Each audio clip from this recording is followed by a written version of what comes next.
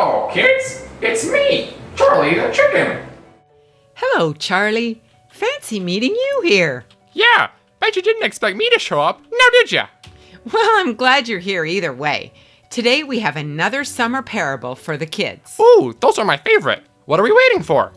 Today's story is called The Parable of the Talents. Jesus told us this parable to help us understand the kingdom of heaven and how we should use what God has given us.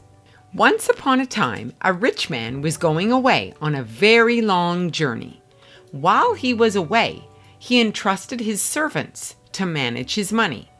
Please take my money and use it wisely, so that when I return home, I will have earned even more money, he said to his servants.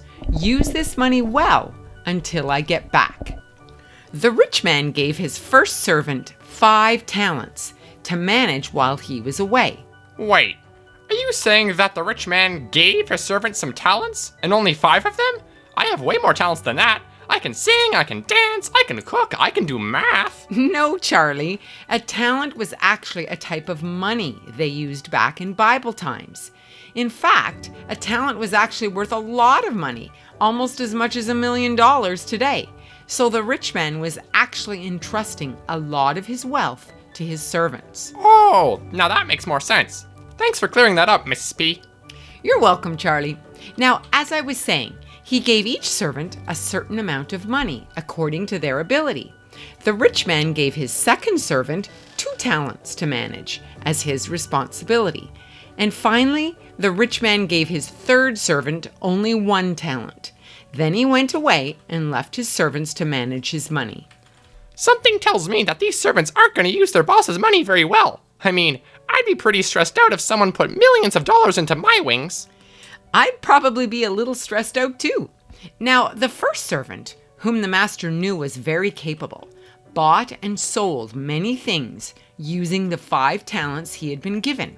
In fact, he invested the money so well that over time, he doubled the amount he had been given. Wow, way to go, number 1 servant. Now he has 10 talents. I'm glad he was entrusted with so much money. Me too, Charlie. The second servant, who only had 2 talents, did the same thing.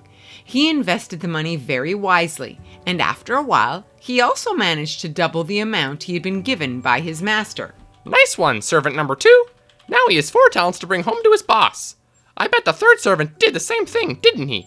Well, not exactly. The third servant was a lazy man, and even though he only had to look after 1 talent, he decided not to use it. He grabbed his shovel, dug a hole in the garden, and buried the talent he had been given. He was too lazy and too frightened of losing the money he'd been given, so he hid it underground until his master came home. Ooh, bad move, servant number 3. I wonder what his boss will say when he finds out. Let's find out. After a long time, the master returned from his journey and called his servants to settle their accounts. The first servant came forward. "Master," he said, "you entrusted me with 5 bags of gold. While you were away, I gained 5 more." The rich man was very pleased. "Well done, good and faithful servant. You have been faithful with a few things. As your reward, I will put you in charge of many things. Come and share your master's happiness and enjoy your new responsibilities." Then the second servant came forward. "Master," he declared, "you entrusted me with 2 bags of gold. Look and see, I have gained 2 more." His master was delighted. "Well done, good and faithful servant. You have been faithful with a few things.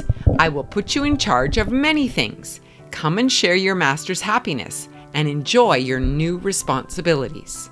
Wow, I'm so happy for those 2 servants. I bet they weren't expecting any reward for managing their boss's money. I can't help but wonder what will happen with the third servant, though. Well, the third servant went away and dug up the talent he had hidden underground. Then he came forward to show it to his master.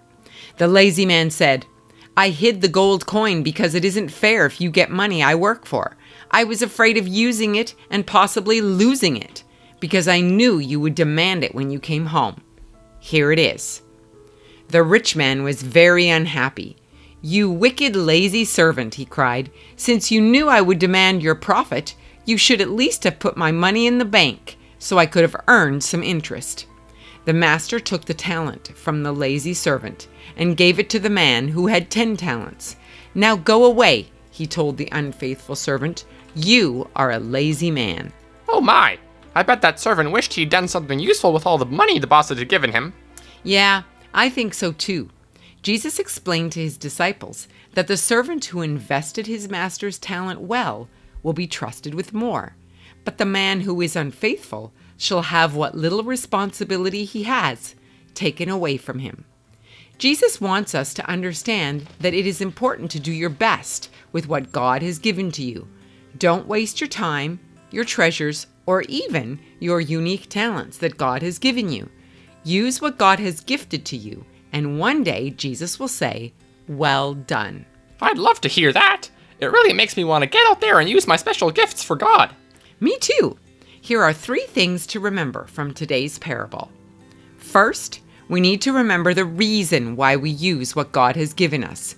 When He sent His only Son to die on the cross, God gave everything He had to bring us back into His family.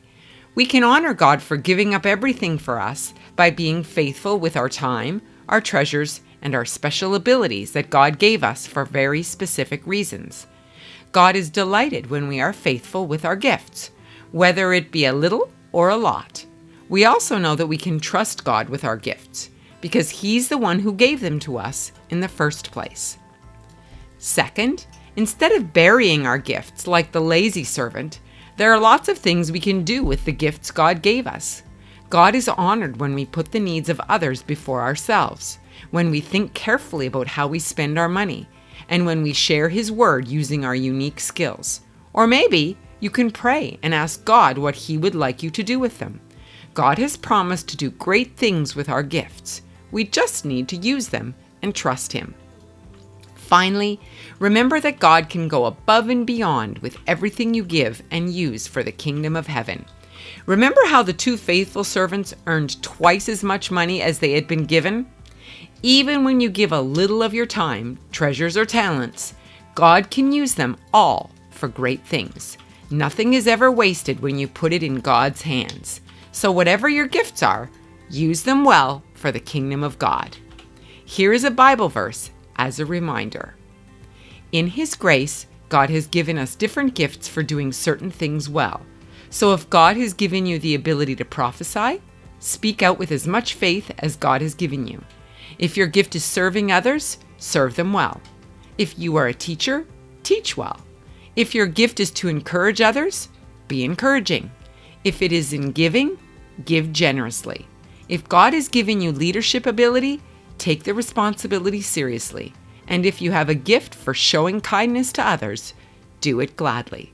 Romans 12, verses 6 to 8. Thanks for joining me today, Charlie. I hope you liked the parable. I sure did. But if you'll excuse me, I got some chicken feed I'd like to share with the other chickens. Catch you later.